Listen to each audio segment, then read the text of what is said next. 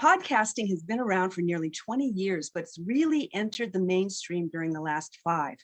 As our media universe has expanded, podcasting has become a popular avenue to explore angles and narratives that can't be accomplished in a traditional broadcast or the printed page due to space limitations. Podcasting has enhanced how companies and brands position themselves as industry thought leaders while offering valuable content to their audiences. And those audiences are growing yearly, as most people listen on mobile devices wherever they are.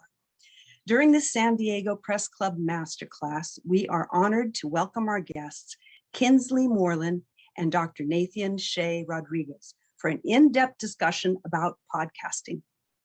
Kinsee Morlan is a longtime local journalist. She worked as the arts editor at San Diego City Beat for a decade, then Voice of San Diego for a few years, and now she's podcast producer at KPBS, where she helps make the cross-border podcast port of entry, while also managing the rest of the station's podcasts and on-demand audio.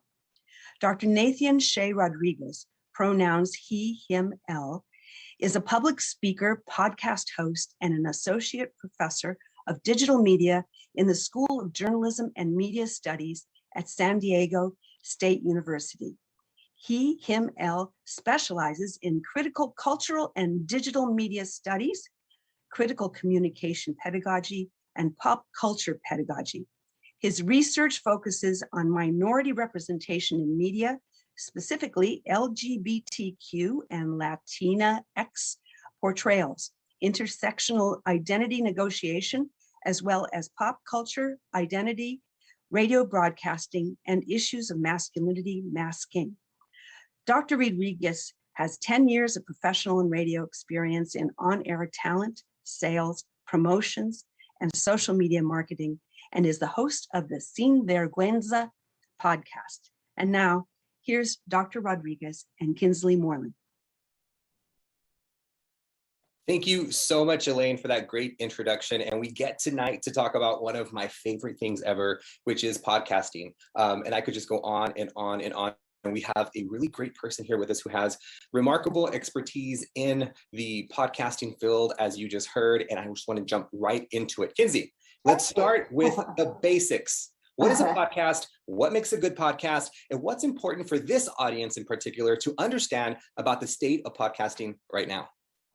Oh, well, hello. Thank you. Thank you to the San Diego Press Club and everyone for joining. So a podcast really is just on-demand audio, right? Like when we think about podcasts, a lot of us tend to think about, you know, the big shows, This American Life. You think about going to Apple or going to Stitcher or going to Spotify and listening to a show that way. But more and more, I think people are like posting videos to YouTube and not even submitting their RSS feeds to Spotify or Apple. And those are podcasts too. And those are actually a growing number of podcasts. And then I wanted to bring up a trend I've been seeing, which is micro podcasts. And one of my favorite micro podcasts, they're just really short podcasts, is actually Merriam-Webster's word of the day. It's super useful to me as a longtime journalist and writer. It's literally like 2 minutes long and it pops up. And if I already know the word, you know, I'll skip it, I won't listen. But if I have questions or just want to learn more about a word, I hit play. So I like micro podcasts. And then, I don't know, have you ever used Clubhouse or maybe a Twitter Space or something like that? Yes, I have used Clubhouse before. I think previously it was a lot more, popular and maybe even exclusive, but I love the way you can just talk and interact with people and interrupt each other all the time. It's just like a madhouse, really, instead of a clubhouse. I like that. They should have rebranded as Madhouse. So I actually consider those podcasts as well, in a way. And I think it's kind of like hearkening back to like live radio call-in shows, because it's almost like a podcast where, yes, you can take live, kind of like this webinar, right? Where you can take live questions and answer them real time. I don't think they're recording them and, you know, again, not distributing them to Apple and that sort of thing. But again, I think it's important, and I'm glad you started here, to open up our minds when we think about what a podcast is. And then in terms of the second part of your question, what makes a good podcast. Yes, a good one. Great one. This is a very subjective thing, right? It's I like to think of podcasts in the terms of like the two main styles of podcasts. And actually, you and I represent those two main styles. So your podcast, I would call a chat style or conversation style podcast. So can you tell us a little bit about it and how the format of it? Yes, I love talking about my podcast, as you can see here, the logo. It's called Sinvergüenza, and it is a conversational type of podcast. It is a podcast that I made because the term Sinvergüenza in Spanish, when you translate it to English, it means without embarrassment. And that's just something that a lot of people in the Mexican-American community in particular will say about things that are considered taboo. And so growing up, I always heard that. And I wanted to reclaim that phrase and use it as a term of empowerment. So I say that my podcast is unapologetically brown, unapologetically queer, and it's just out there to talk to people about things that some people might consider taboo and just reclaim agency again. So I talk to guests from all around the globe and we talk about different issues. There's not one thing in particular that kind of gravitates in my mind that we just focus on. It's kind of just a conversation and it goes where it goes and we inform one another. But that's just one of the many podcasts styles that are out there. Yeah, and so, other people working in your style of podcasts include, the likes of Joe Rogan and Mark Maron. A lot of the biggest, most popular podcasts are that style podcast that you do. A lot of it might sound like it's like, oh, this is so easy. I could do this. It's just a conversation that I hit record, but I'm guessing you put a little bit of work, AKA a lot of work into the pre-planning and writing the questions and then post-production. So am I right about that? Do you put in a lot of work? You are right. It's a conversation. I have to know who my guest is, get background information, and then have kind of a structure of different questions I want to go. And, it's what I would call an unstructured interview almost. We just kind of have a list of questions and one question leads to the next, or it might deviate to something else that kind of sounds exciting or important. But yes, there is a lot of information and a lot of preparation that goes into just a conversation for a podcast. Right. So then the other style of podcast, and it's the style of podcast that I produce currently with Port of Entry for KPBS, is narrative or documentary style shows. Yeah. And those are what you think of when you think of, the Radio Labs, This American Life. Like, they are very highly produced. They're costly. They cost a lot of money. They take a lot of time. And there's a lot of work that goes into it. And then sometimes there's actually a hybrid of both.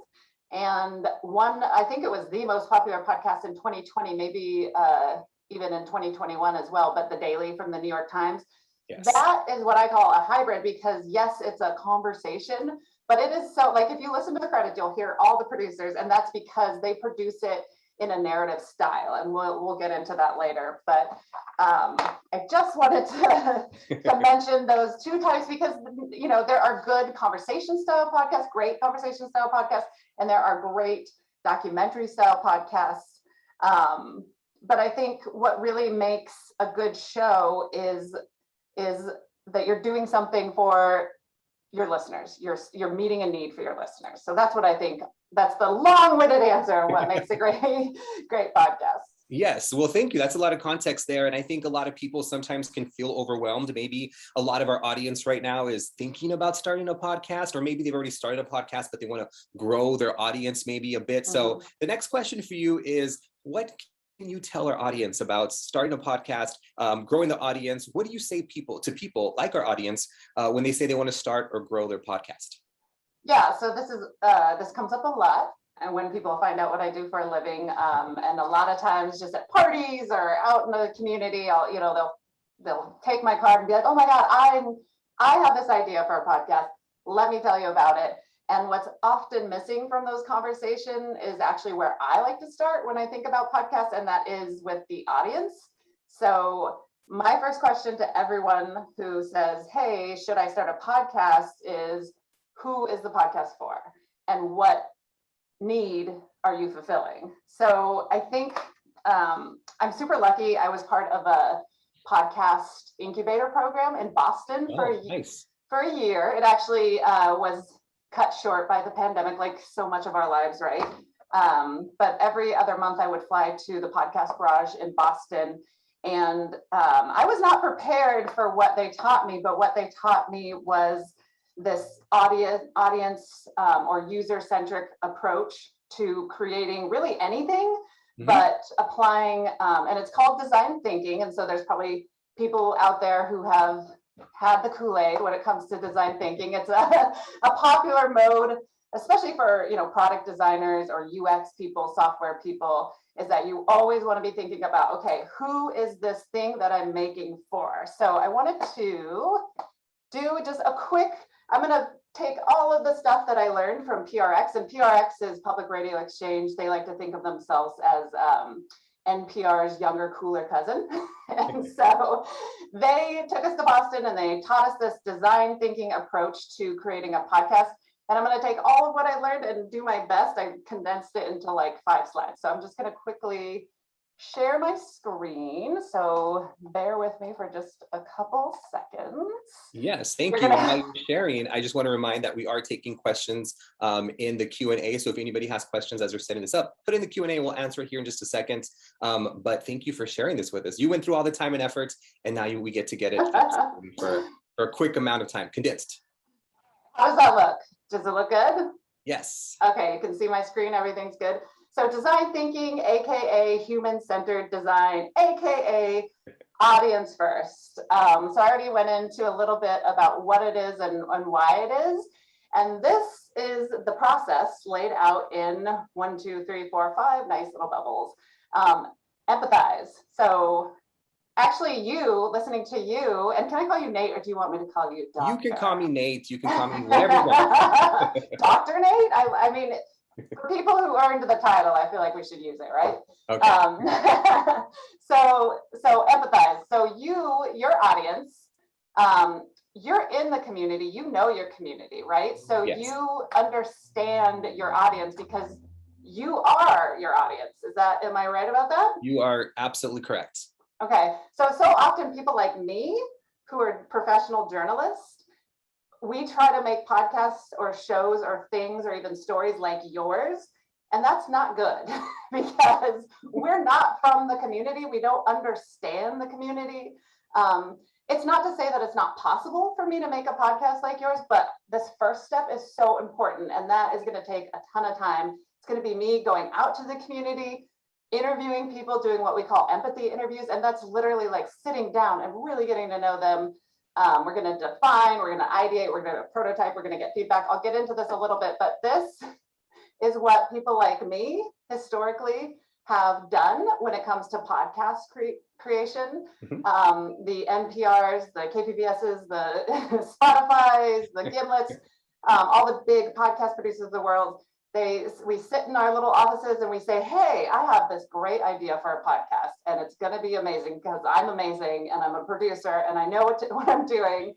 So I'm going to build it and I'm going to go out and I'm going to put it out in the world. And then when no one listens to this podcast that I made, I'm going to blame my marketing team and say, well, you just didn't market it well enough. Like if only we had more money for marketing, then we'd reach this audience.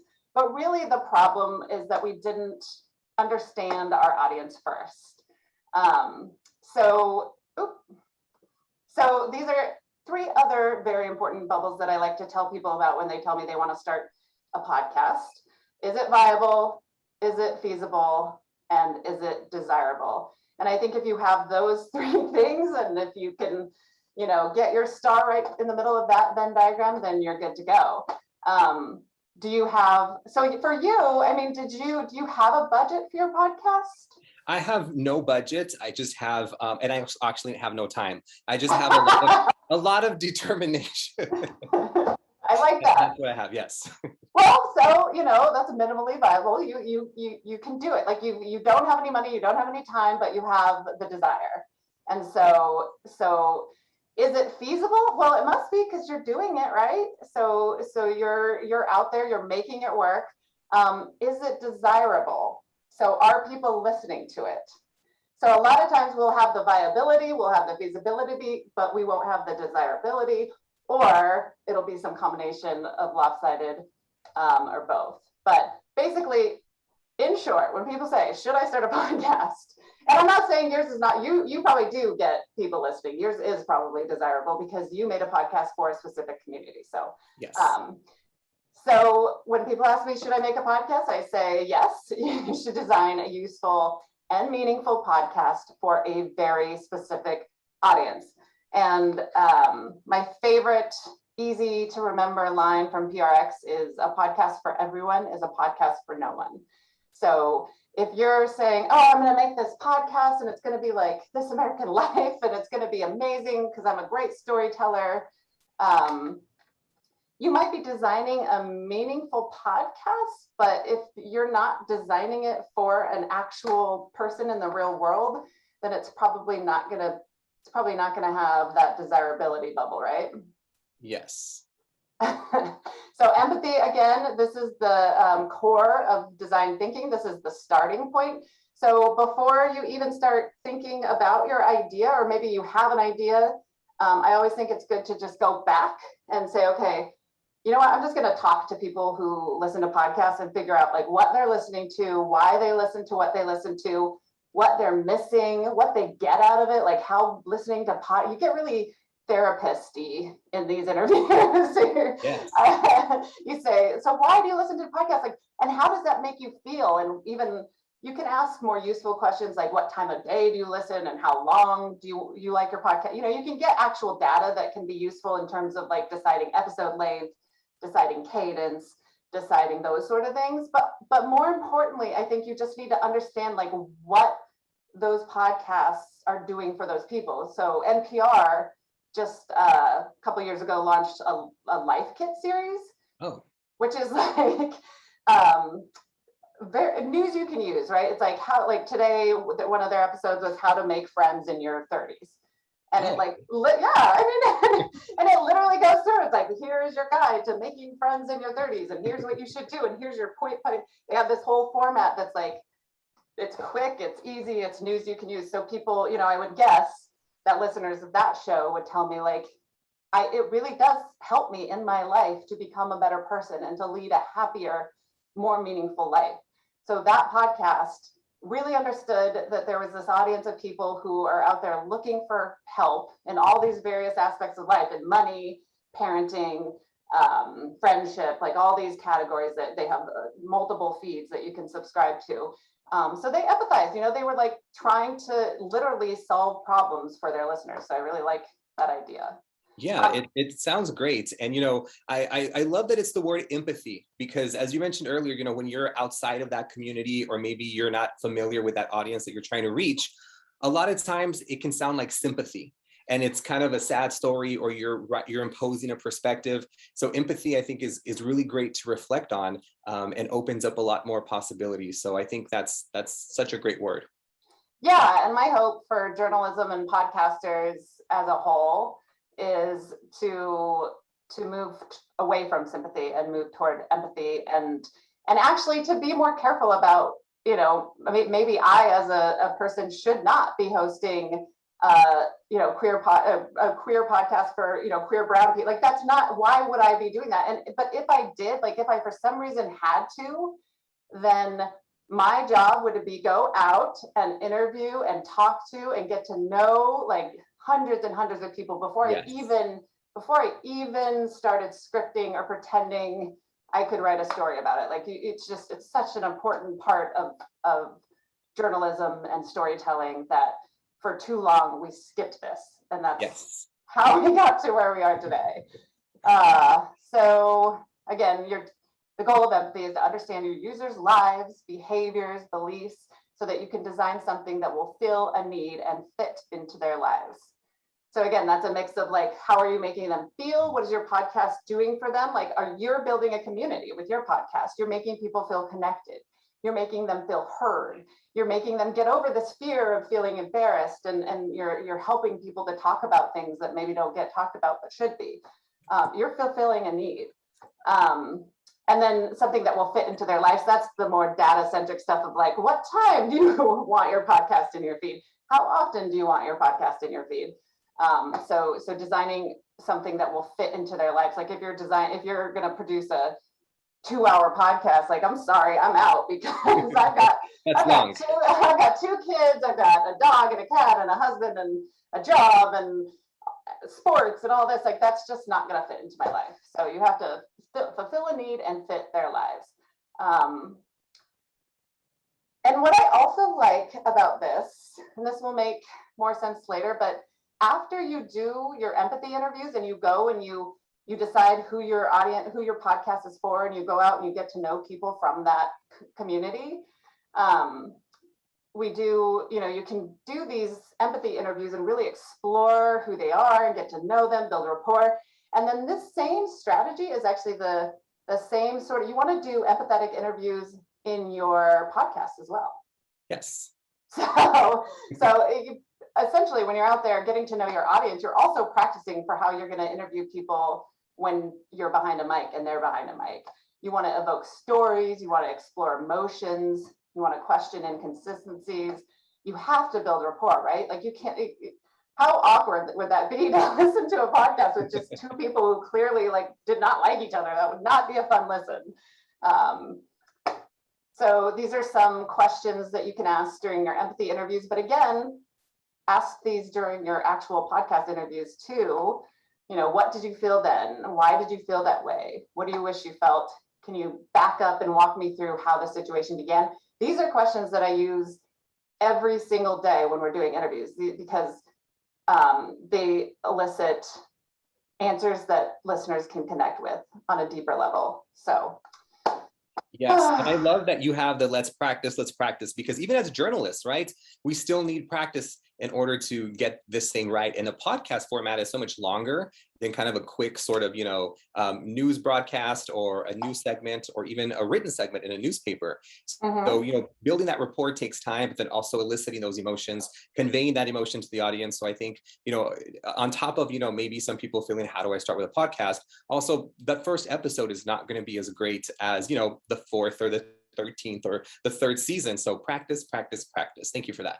Right.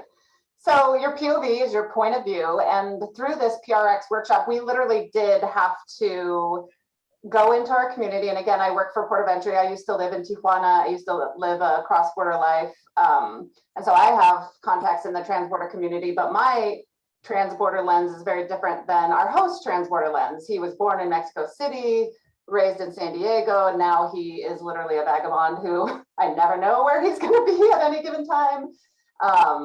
And then there are all these different lenses, right, when it comes to the border and your relationship to the border. So we went out into our community and we tried to find people with different borderisms, is what we call them. So we tried to find a transborder student, so someone who crosses the border every day to go to school.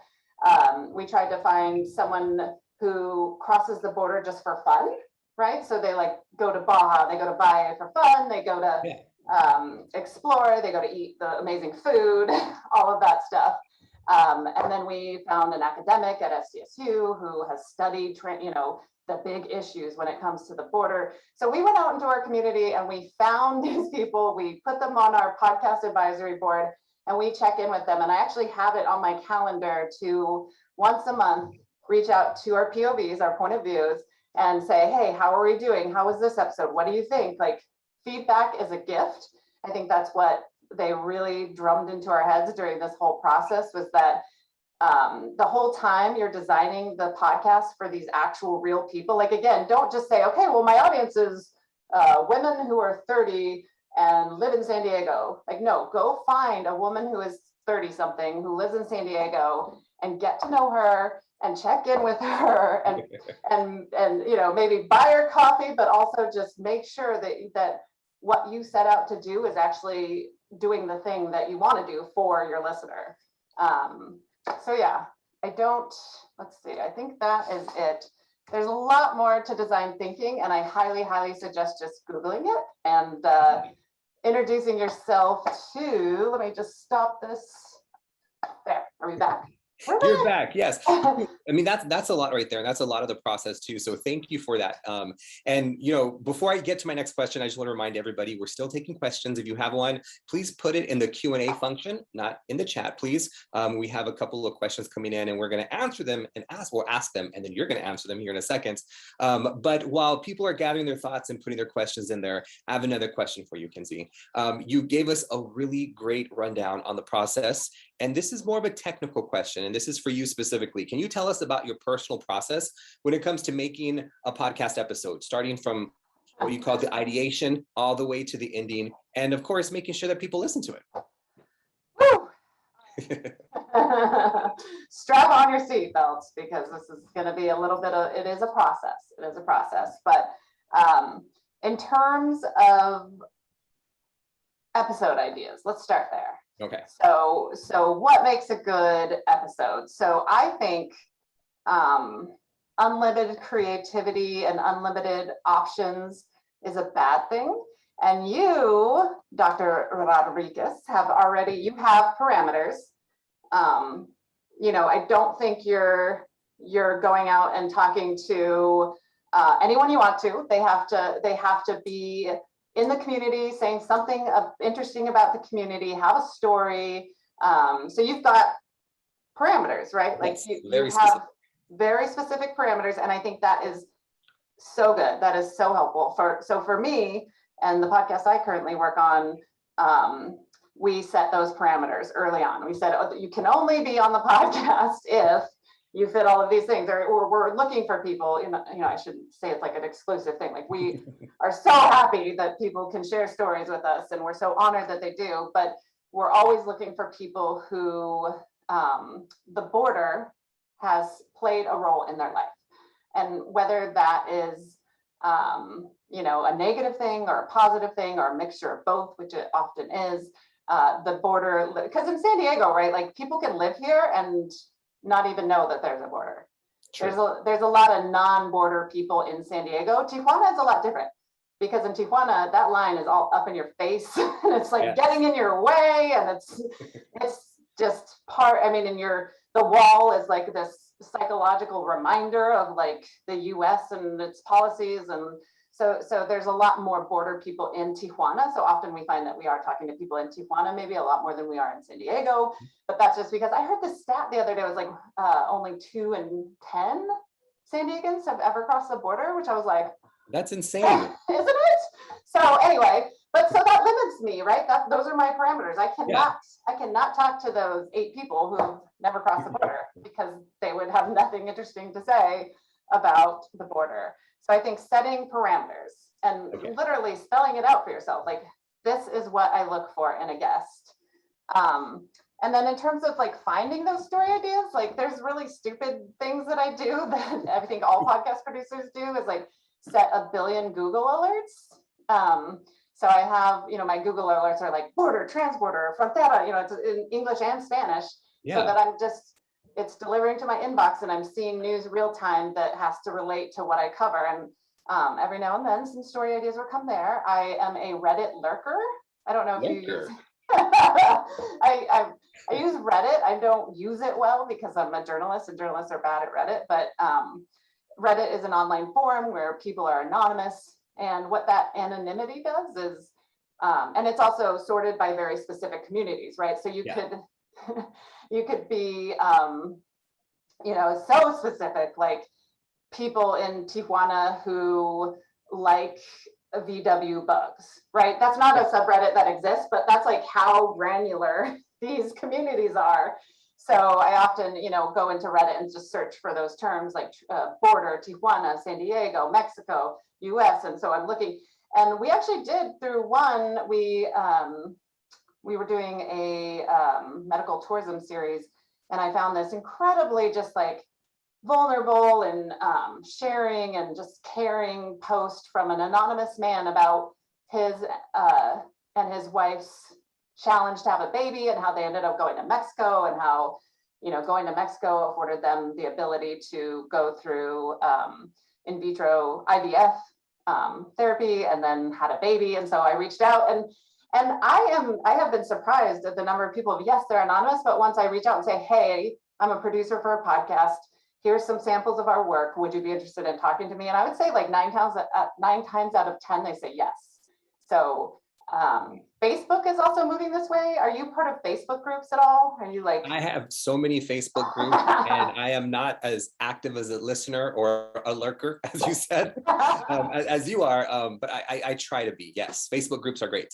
Yes. So Facebook groups. Facebook is made a concerted effort to move in this direction because their news feed caused so many problems for them, such as an election that didn't turn out the way some people wanted it to. But so they were like, okay, let's get away from like being the news feed for the world and instead try to get people back to community and back to groups where they can talk amongst themselves about things, which is problematic in other ways, right? But you know, and again, don't be creepy, be human. Always say I'm a journalist, and like, you know, don't try to sneak into groups. Just I try to be as honest as possible. Like, hey, I'm a journalist, and I just want to like find stories. If you're not cool with that, I understand. But if you are, and through that process, we got a really incredibly warm and sad, but just beautiful love story about families separated by deportation. So there's actually a group on Facebook called South of the Border Sisters, and it's like this community of wives who have ended up in Mexico. Oftentimes they're not Mexican, they're white women who their husbands got deported, and so, you know, rather than split up their marriage, they would take the kids and cross to Mexico and start their new lives there. And so there's obviously like this whole support community. Yeah. And again, like I was very like, I used to live in Tijuana. I know people in your situation, but I am a journalist, and you know, if you let me in, I promise to be respectful. And usually sometimes they'll say no, and that's great, and that's fine. And sometimes they'll say yes. So again, embedding yourself in your communities, and again, trying to find stories and using that save function, and just you know, putting things in folders and being like, ooh, that's a good story. Ooh, that could be a good story. Ooh, that's a good story. And then, so sorry, can you remind me of how are we doing on time? Should we answer some questions? Like, how are we doing? I think we're okay with time right now. Elaine might need to give a quick update really quick, but I think we're good on time. Cool. And we don't need to answer questions as we go, or is there any timely questions, or can those wait till the end? I have some questions here that I think might come up for you after you tell me, you know, where you get to the end part of your podcast creation, from ideation to the end, because most of the questions in the chat and the Q&A are technical questions. Okay. Let's get technical. Let's do this. I think not enough time is spent on the story idea part, so that's why I am spending, because so often you'll go out and you'll do all the things, and then you'll do all the technical stuff, and then you'll realize, shoot, this actually isn't very interesting. So I think the more work you do up front to figure out the story that you want to tell, you have to know the story before you go and get the story. That's different than print journal. You know, I have a print journalism background. That took me forever to learn. That like when you have production equipment and audio and editing involved, like you can't just go out blind and be like, I think there's a story here. No. You have to know what the story is. Just like you do the background, you know the points that you're going to try to get out of your guest. So you know what that guest has to say, essentially. And your job as the host is to get us there and to guide us through. So same thing with all podcasts. But let's share my screen. I wanted to show you guys. So here we go. Me sharing of the screen. Let me share audio. Share computer sound. Okay. So all right, so this is the audio editing software that we use, and this is going to just freak people out for a second, because your podcast, you use Audition too, right? I use Audition, and here at San Diego State University, most of our students learn on Audition. Okay, so this is Adobe Audition. So you probably use multi-track editing, right? But maybe you just have these top two. Like these top two tracks, right? Or how many tracks do you usually have in your sessions? Or I usually have three. Three. Okay, cool. Oh, so your voice, guest voice, and then music bed. Okay. What you're looking at here is on the front end. Let's see. So many tabs. I know. I'm the worst. Art pusher. Sorry, I tried to organize it. I probably have it up. Okay, so I'm going to play a little bit of this episode, and then we're going to look at the Adobe Audition file, and then I'm going to I'm going to show you how it can actually, it's not as intimidating as maybe it looks. So let's listen. And can you give me a thumbs up if you can hear it? KPBS On Demand is supported by the San Diego Repertory Theater, presenting the Second City's She the People, a show that satirizes the reality of being a woman in this wild world. Created, designed, and performed by the women comedians of the Second City, and playing November 18th to December 5th. Tickets at sdrep.org. From KPBS and PRX, this is Port of Entry, where we tell cross-border stories that connect us. I'm Alan Lilienthal, and quick warning, there are curse words in today's episode, a lot of them. There's also some mentions of suicide, so if you have young kids listening right now or those things bother you, you may want to sit this one out. When I was like 12 years old, it got real dark. And so I would just leave. I'd take care of them, make sure they were good. And then I would live my life as a junior adult. You know, and I'd go out and I'd skate with my homies and I'd try to figure out how to keep myself sane.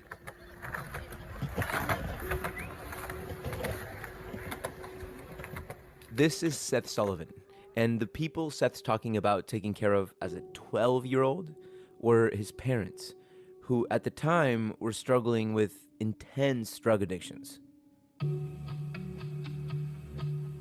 As long as they were good, right? As long as they had their medication, which was me going out and getting their medications most of the time. What was the medication? It was all prescription stuff, like Temgesic, butyrate. It was all pills and injected. But it's, how do you... Responsibility for a 12-year-old. Well, now, I look back at it now, but for me, if I wanted to go skate, I had to do that first. So it wasn't like a responsibility at all. It was my obligation. Like it was, oh, you want to go skate it too? Okay, well, you know what you got to get done. You got to get us food, and you got to get us this, and then you can go and take off. Sometimes I'd have cash to do it. Sometimes I got fronted this stuff, and then we had to figure out how to pay for it later. But it was always fight or flight.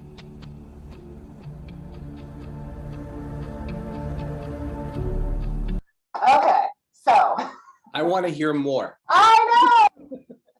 I really love, his name is Seth, Art Pusher, he goes by. I mean, TLDL, Too Long Didn't Listen, or if you want a little spoiler alert, like he is this incredible, what you see in the background there is his sculptures in a hotel in downtown Tijuana.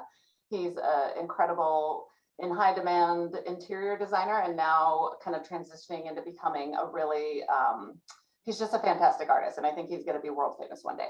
But he has this insane, like just so hard, so his life at the border, his parents were gringos who moved to Tijuana and fell into addiction, and he is Mexican. He was born in Tijuana, so he has this interesting identity, and it's like the border has just played so many interesting different roles, and you know, made him a better person, and you know, anyway, so that is the end result of what probably took us 3 weeks of production. That's a long time. Yeah, we take a long time. So part of it is that, you know, we do a pre-interview, we don't record that, we get the story, it's that empathy interview that I was telling you about. We get to know who he is.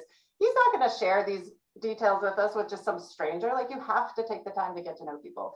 And then oftentimes we'll do the recorded interview, and we you know, wanted to do it in the space, so we went to the place where he did the design work. There's also a part where resellers were the easiest people to sell to because they always had a budget to buy. At reseller Drivers take the goods to the port. So we also went to this auction because he used to go to Exercise this equipment, auction. refrigerators. Sorry, so he used to go to this auction. This is like a big border thing where people go to Father Joe's and they donate their secondhand items. And most of the people who show up to these auctions to buy the stuff are from Tijuana. And so they buy lots. They buy huge amounts of secondhand goods, take them to Tijuana. There's a lot of creativity. There's a lot of talent there. They'll, you know, spruce them up, or they'll just sell them secondhand there, or they'll, you know, remodel them. And in his case, he would buy them in San Diego, take them back to Tijuana, upcycle them, and then bring them back to this side of the border, often to LA, to like art dealers, and make like 300 times back what he invested. But so that's why it took us so long. We also went to an auction Let's see if you can hear exercise equipment, refrigerators, and other used items that would soon Your work. Thank you. Here, this into superpowers. Sorry, let me bidding on this stuff. That refrigerator went for $100. It probably works. Somebody probably figured out it works and everything. So $15, $20 for the stove. He does it in English and Spanish because most of the people, they only speak Spanish. But it's multicultural. Look at it, you know. Yeah, todo aquí. Vamos por aquí. Everything here. Give me $30. I say 30. So I actually had to go twice to this auction because the first time I went, I had on sandals, and you cannot have closed-toe shoes at an auction, which I learned. No, now. Now you know. But there are things that come in, and then I wanted to go back, and I don't know if you could tell with the sound there, but I went with my Audio Technica shotgun mic, which I don't have on me right now, but and then I was like, oh, you know what? That's such interesting sound. He's doing a bilingual auction that I went and I got my expensive like stereo mic. And so the sound you'll hear, if you guys go back and listen to this episode, is stereo. So you'll hear, if someone's talking on your left, you'll only hear it on your left side. Someone's over here on your right. And that we have found really, it helps with like the place making aspect of our show. One of our goals with our show is to be a placemaking podcast, to really transport people to a place in the borderland and celebrate what's so freaking awesome about living at the border. Because I just think it's the best place in the world to live. It so is. And I'm glad that you mentioned that, because one of the questions that we did have in the Q&A was a question about you as the interviewer not being mic'd. And that choice, was it deliberate? So I try to be as behind the scenes as possible as the producer, because that is my job. That is my role. I'm not supposed to be on mic. Every now and then. So I was actually sitting there holding the mic and going back and forth between Art Pusher and Alan, our host. And so when I ask questions, so often they get cut out. But I just couldn't cut it out. So often, yes, I do not mic myself. I don't want to hear my voice in the podcast. I'll mostly just cut it out. But he was a fast talker, so it was really hard to do. Because I was like, "What kind of?" He's like, "Oh," and I'm like, "Oh." So yes, that. But also, I do know producers who do make that choice because, again, the space thing. It gives you a sense of space between, like, so here he is talking, and then you hear me, and I'm over here, so it kind of opens up your mind a little bit. So I don't know. I don't know that I feel that way. Yeah. But I do like the movement. So like you could hear at one point, our host Alan was off mic because I was still over at, we could have two mics, but I don't like that because then there's too much talking over. Like people tend to talk over each other. And so I find if I do one mic, there's a lot more pausing, listening, and then they'll wait for me to move the microphone over. And that actually helps with editing because I need spaces between people talking so I can get better cuts. But anyway, so I'm still sharing my screen. So what you just listened to on our website is this guy. And we have an incredible sound designer who does the final mixing, mastering. So don't be too impressed. I can do this, but she is a master. And if you can get I call them golden ear people on your team, like people who are there are audiophiles, and if you can find one, hire them. Yes. So here is that episode in Adobe Audition form. From KPBS and PRX, this is Port of Entry, where we tell cross-border stories that connect us. I'm Alan Lilienthal, and quick warning, there are curse words in today's episode, a lot of them. There's also some mentions of things bother you, you may want to sit this one out. So when I was like 12 years old, it got real dark. And so I would just leave. I'd take care of them, make sure they were good. And then I would live my life as a junior adult. And I'd go out and I'd skate with my homies and I'd try to figure out how to keep myself sane. There's a skateboarding sound here. This is the music. This is Seth Sullivan. And the people Seth's talking about taking care of as a 12-year-old were his parents, who at the time were struggling with intense drug addictions. So you can see here that the music doesn't just magically hit when, we're like, oh, wasn't that a lucky little beat there? Our sound designer has to go in and recompose songs to make that happen. So you'll see down here, here's the song split up, and she moved it around so that, you know, it hit right at the right moment. Intense drug addictions. See how that does that? Yeah. So, but for people on this call, if you're not like a super professional editor, don't worry.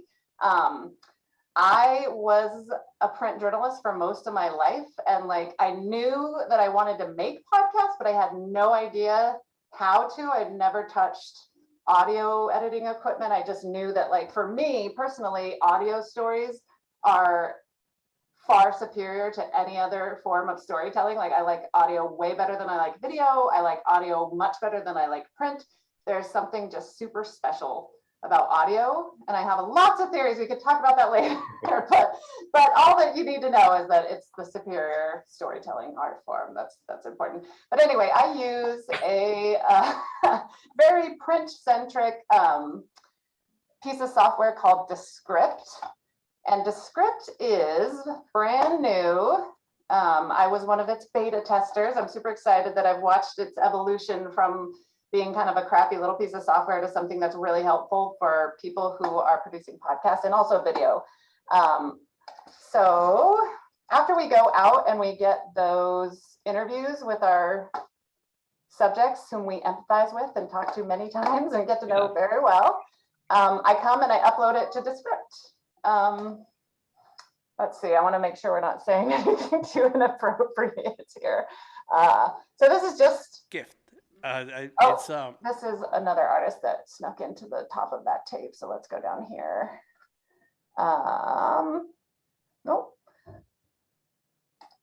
So yeah, this is just a lot of memories of just snippets, dude, of, I don't know, dude, elegant parties.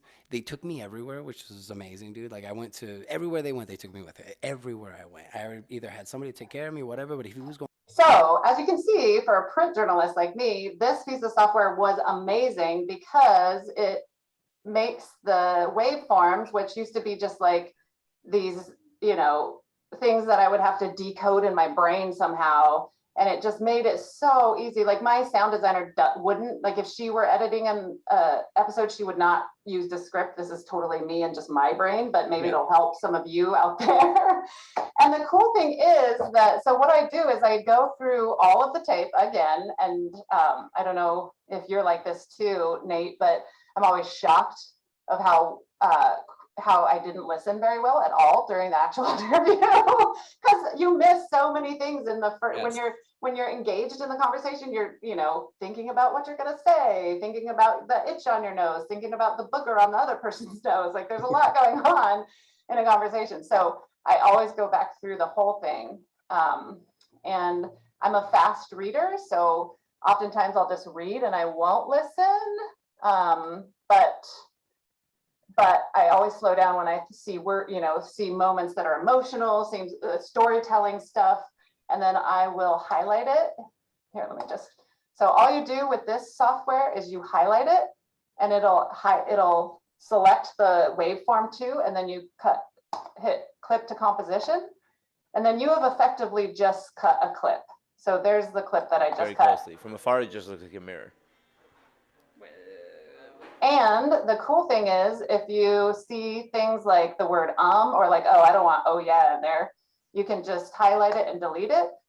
You always have to listen to see how it sounds. It might not be a smooth cut because you have to look at the waveform too, but a lot of times you can just cut things that you don't want in this way. Yeah. It's amazing. It's great to be able to read it and then see the waveform and be able to work, you know, with a lot of your senses to be able to get that on top of hearing it all. Totally. So I go through and I cut things that I'm like, oh, maybe that'll end up in the show. Maybe it won't, right? Yeah. Like, here's some good stuff. I'll cut this. And so I just... No, let me explain.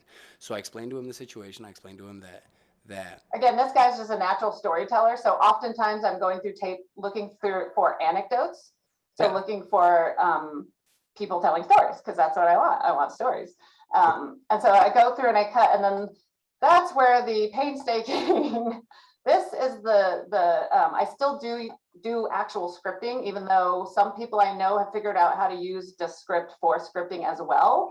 I still, again, this is probably the print journalist in me. I still need a document. And, I have obviously moved on from like Microsoft Word Yes. to at least like a shared document so we can work together, right? Because I do need to, comment to people. But here you'll see, again, if we go back to that, this scary looking thing, it's all laid out right here, plain as day. And I write in everything, silence, beat, and this all changes when my sound designer comes in. She'll be like, no, maybe not.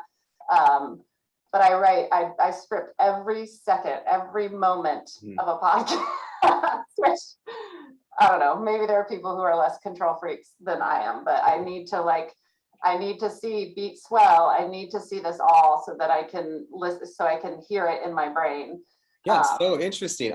I'm almost the exact opposite, but I had 13 years in radio, so I have my headphones on and I'm listening to the same clip over and over to try to cut it and edit it. So it's very interesting how people are very different, and it's kind of whatever suits your way of making it happen in whatever capacity you have to get that done.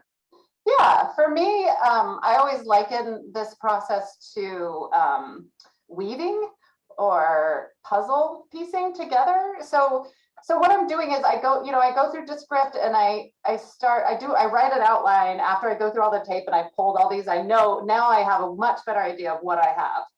Yes. And so then I'll go and I'll maybe, put this clip in, and then, that's like, if we're going with a weaving metaphor or maybe a quilt making, that's like a blue patch, and I somehow need to like weave it together with this red patch up here. So how am I gonna, so really the narration, you're taking, what I do anyway is take the actual sound on tape, the SOTs, and I put them onto the script, and then when I'm writing the VOs, that's weaving it all together. And then, that's all just a rough draft, because then the host comes in and it's his voice. So he's rewriting it. So I'm just putting it there, and then he's, finalizing it. And actually our sound designer is really great at editing. We also have an editor who comes in, and we, sometimes we restructure stories like 17 times. I mean, it's insane. Like, the reason this took 3 weeks is the hardest part of a podcast is, how do we start this? Yeah. It's always like, how do we start this?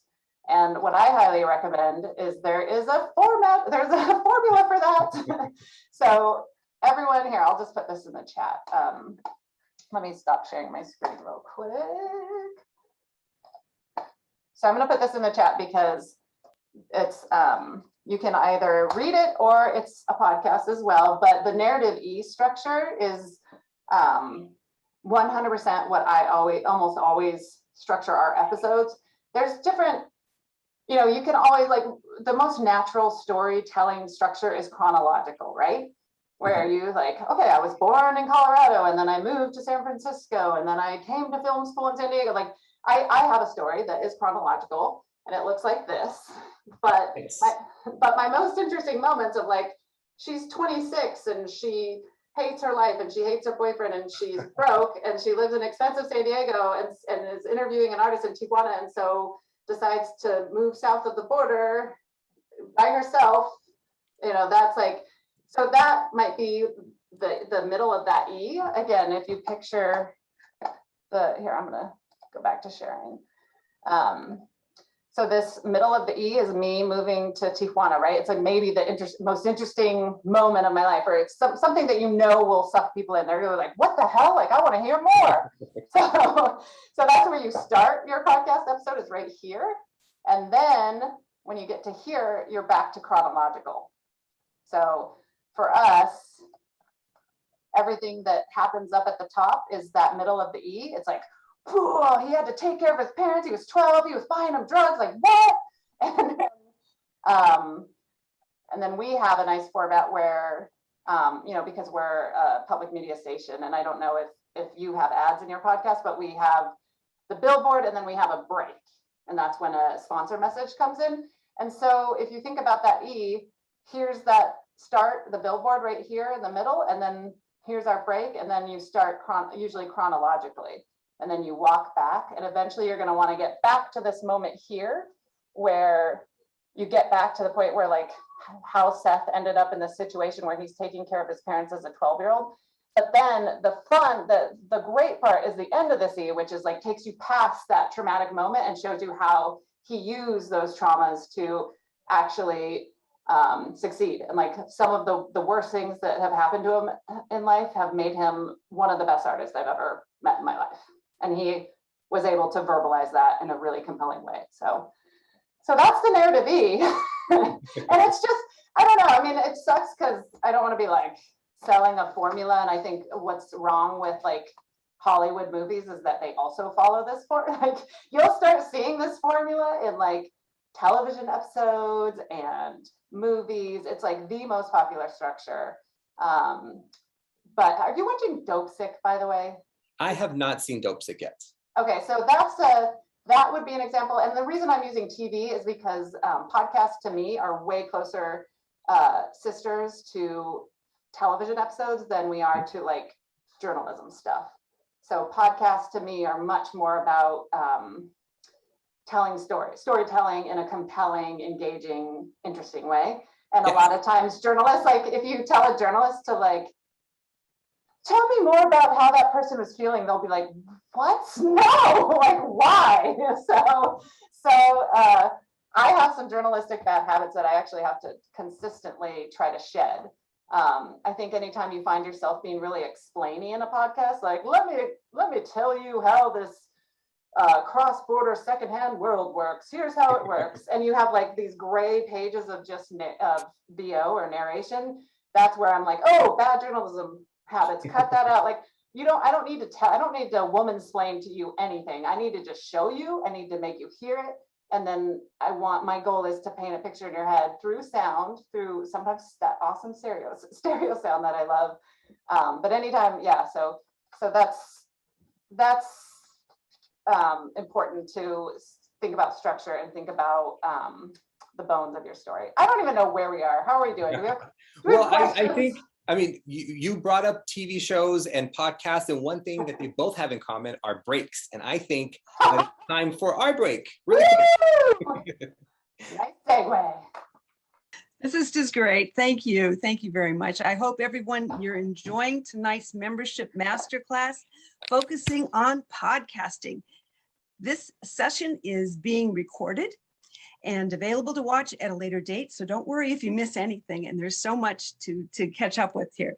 Tonight's San Diego Press Club Powerhouse panel is sponsored by Scatena Daniels Communications. Scatena Daniels specializes in marketing communications for companies and organizations that actively support their community and strive for real-world change. They help their clients amplify their voice, increase leads for future funding and collaborations, and most importantly, inspire action. Now, let's get back to it. Dr. Rodriguez? Thank you so much, Elaine. Kinsee, I have so many questions for you, and there's just so many things that I want to ask you, but I'm not going to right now because we have so many questions in our Q&A, and I think most of them have to do with some technical stuff. And you are at KPBS, you have a great production team. You mentioned a sound person and a producer, or you're the producer, and a host. But what about for people who don't have that whole team? What are probably some kind of ways or production equipment that they could have in their home office or home studio to do a podcast? Well, you need a computer and you need Google and you need YouTube because you should be watching a lot of tutorials. So figure out which you do need an audio editing software, and it could be as simple and free as Audacity, which I actually have a copy of Audacity. I use it sometimes if I'm just like want to quickly cut a clip or something. There's nothing wrong with it. It's a fine piece of software. And everything, just YouTube is amazing, right? Like you can have what you think is like, oh, there's no way anyone else has ever had this exact same question or this exact same problem. You throw it into Google and lo and behold, there's like 17 video tutorials that literally walk you step by step through the process. So I think, pick out your audio editing software and get to know how to use it using YouTube tutorials. And then, a good microphone, I think, is key. Do you have a good microphone? I think it's a good microphone. I like Yeti microphones, kind of in the middle of, you know, good quality, but also good budget. Yes, yes.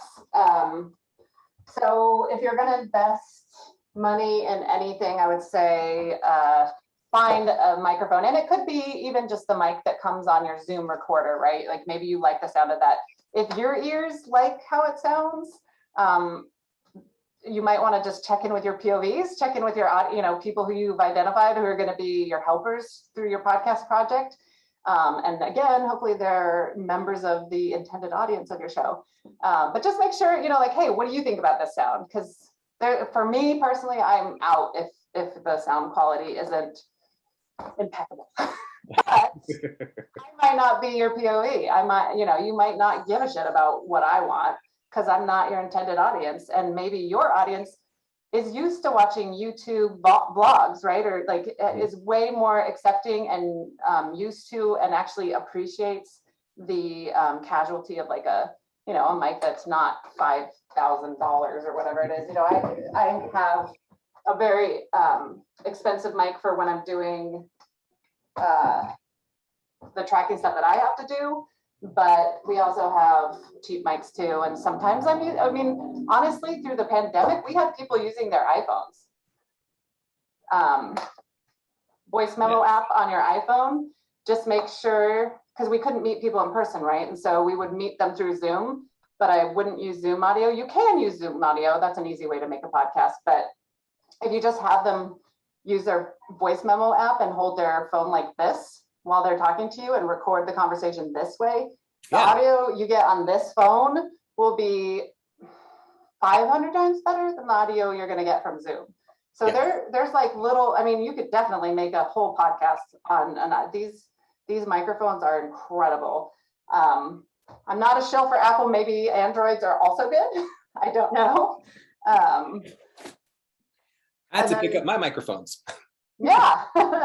But you know, this just plugs into your your virtual background won't let us see what you're holding up. Oh, darn it. Well, it's a power device and it just goes straight into your cell phone, and you can just, it's like a lapel mic and you just, That's awesome.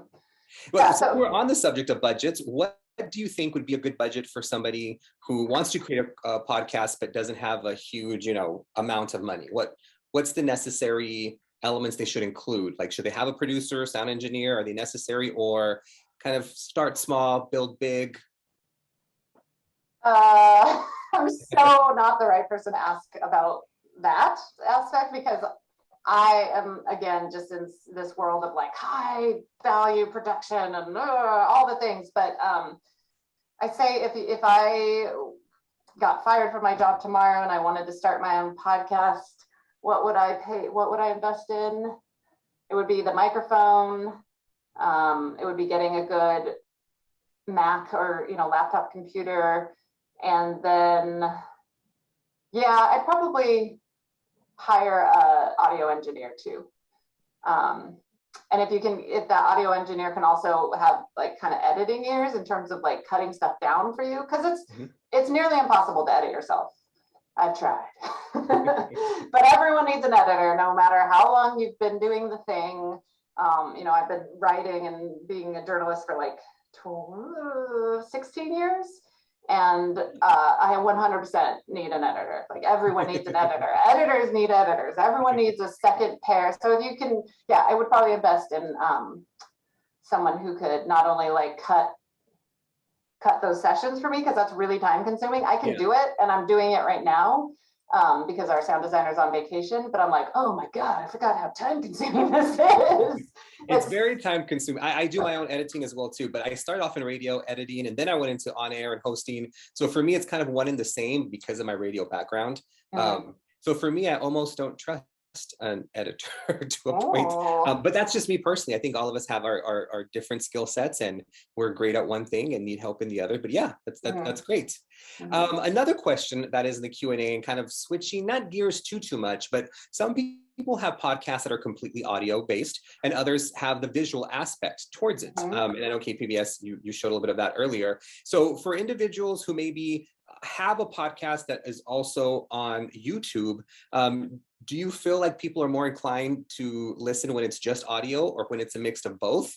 What knowledge do you have of kind of that visual and audio combination? Yeah, so actually right before this webinar, we produced a YouTube live podcast episode of Port of Entry with an artist in Mexico City. And I hate doing them because I'm like, oh, live stuff, just like heart attack.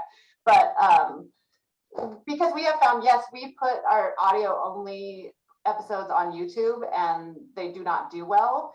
And all of the data says that especially the Latinx audience uses YouTube more than other audiences to listen to podcasts.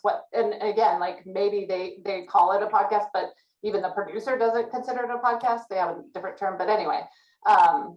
So yes, we have started experimenting with doing these live recordings so that not only we broadcast live and get that live audience number, but then also you're creating a video in the process, right? You don't get to edit it, which I hate.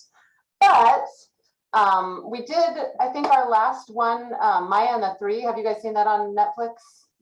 Yeah. So he grew up, the writer, director, even voice actor in that series grew up in Tijuana and crossing the border and going to school in Coronado. And so we did a live interview with him about Maya and the Three. And I think it's up to like 5,000 views. So it's getting up there. So it's definitely, yes. We are experimenting with that. Audio only does not do well in terms of what we have seen. I think Joe Rogan is your, case study of how, he does a video, or he used to, I don't know that he does now that he's on Spotify only. And that's how he got so popular, I think, because he was able to get that YouTube audience and also the podcast audience. So I do think if you have the video element, that's great.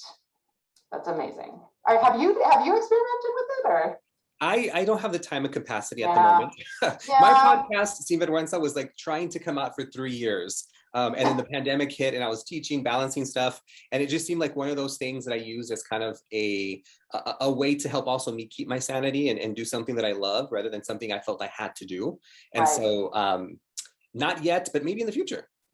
Yeah, I mean, this goes back to me thinking that audio only is superior. That's part of why I hate doing video. I think when you have something to look at, like people are judgy and I don't know, it just gets them out of, this like really intense listening. I think listeners are more open to thoughts and feelings and ideas when it's just audio. And I think when you introduce a video element, there's like all this other stuff that comes into play. But again, that's like probably a different webinar for a different time. So yeah, if you're doing video, great. You'll get a bigger audience if you have video. Audio only does terribly. Yeah, and I mean, and it goes back to what you said earlier, right? It's about knowing your audience. Who are you creating this podcast for? Do they listen to it in their car? If so, the YouTube aspect may not be perfect for it. But if they, are watching at work, I mean, are they supposed to watch at work? But maybe they are, or anywhere else that there's something visual, then it would fit in. So awesome, thank you. And in terms of the audio based, I mean, you mentioned Spotify a little while ago with Joe Rogan. I know there's tons of other platforms out there. What distribution channels do you think are great for podcasts? I mean, in terms of maybe Spotify, Apple, but how do you get it out to all of those platforms? So you can usually sign up with a service that'll do that. So like Libsyn is one of the big ones where you upload it to one place and then that software will kick it to all of the places, including YouTube. It'll kick it to Apple, it'll kick it to Stitcher, it'll kick it to Spotify. We have a custom thing. So we've built it off of our CMS, our website. So we do have to be conscious of like, if I'm changing a podcast RSS feed, which this might be too technical, but that I do have to be cognizant of like, okay, so I need to by hand go and log into my Stitcher account and update the RSS feed because we don't have a Libsyn-like service currently. Yeah. Which is not my favorite thing, but I highly recommend just like using a Libsyn since you don't want to be like managing all these different platforms. Yes. And then we have this new subscription thing, right? Like Apple subscription, that's like a whole, that's a whole different thing. You're uploading a WAV file instead of an MP3 file. That's a whole ecosystem outside of the RSS feed. But did I answer the question? I think you did, yeah. And for my podcast, because it was just myself, no budget, I use Anchor. And anchor.com, you're able to send it out to all the platforms. So even though my podcast is hosted on Anchor, you can get it on Google Podcasts, Spotify, Apple Podcasts, Stitcher. It has an RSS feed, and Anchor throws it out. And I pay $0 on Anchor. But of course, I don't have a big production team. If I did, I don't know what I would be using. Yeah. No, I mean, I think any service like that is probably what people who are getting started, that's what you need. You need someone to do that for you, to spit it out to all those various players. And in terms of like which ones are best, there's been a real, like Apple was the dominant one, right? Like if you got featured on Apple, I don't know, like even 5 years ago, you were guaranteed to get probably hundreds of thousands of downloads per episode. Yes. But we were featured on Apple, and I was like, yes, like, woo, here comes my 1 million downloads. And it was like, here's our analytics. It was like, so what that tells me, and then this is not just an anecdote of one, I've talked to other people. So Apple is no longer the dominant player. I mean, it still is somewhat dominant, but it's like, it just doesn't have the weight and pull and significance that it once did. And I actually think that's a good thing. I think podcasts are going the way of TV. So I don't know about you, Dr. Nate, but I have, Apple TV, Hulu, HBO, and that's just, especially when a good show comes, I'm like, well, I guess I'm subscribing to that for a month so I can watch for just one show. Yeah, and so that's the way podcasts are going as well. And I actually I found myself using Amazon Music, which I don't know why they won't just change the name to like Amazon Audio. It's like this weird branding thing, but anyway, they're trying to get into the, Amazon, obviously they want to own everything all the time. So I was like, no, there's no way I'm going to use that platform. Like I already use Apple, I already use Stitcher, I already use Spotify. Like I've hit my max of podcast players. But then this show called 912 came out, and it was brilliant. And and they got me over there by just offering early release. So like, there's all these incentives. You can be like, oh, well, ad free. I'm like, oh, I'll listen to an ad. I don't care. Like I'll skip it, but ad free won't do it for me. But if it's like a great series, I will go to a new platform and I will download it on my phone. And I don't know, in 2 years, maybe I'll pay for a monthly fee for it. I don't know. We're not there yet. Like people won't pay for them yet, but I think that's the direction we're heading.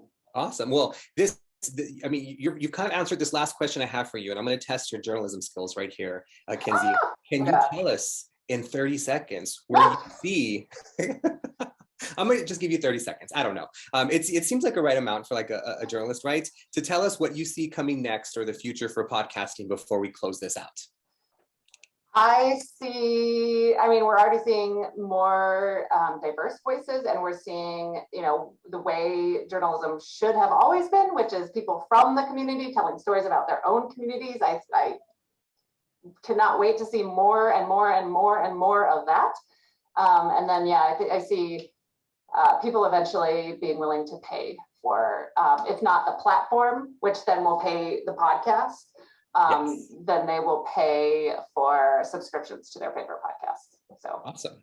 Thank you for your predictions, and thank you for this great conversation. We are at time, and I'm going to throw it back to Elaine, and I'll just email you a long list of questions I have. Well, if anybody in the audience has questions, they can email me. I don't know if my email was in there, but can you even see that? No, there's my contact info. Wait, can you see that? Okay. There you go. It's backwards. But anyway, email me questions. I'm happy to answer them. Awesome. Thank you so much. Thank you all for joining us and supporting the mission of the San Diego Press Club. I also wish to thank our event sponsors, Katina Daniels Communications, and thank you especially to our passionate podcasting panelists.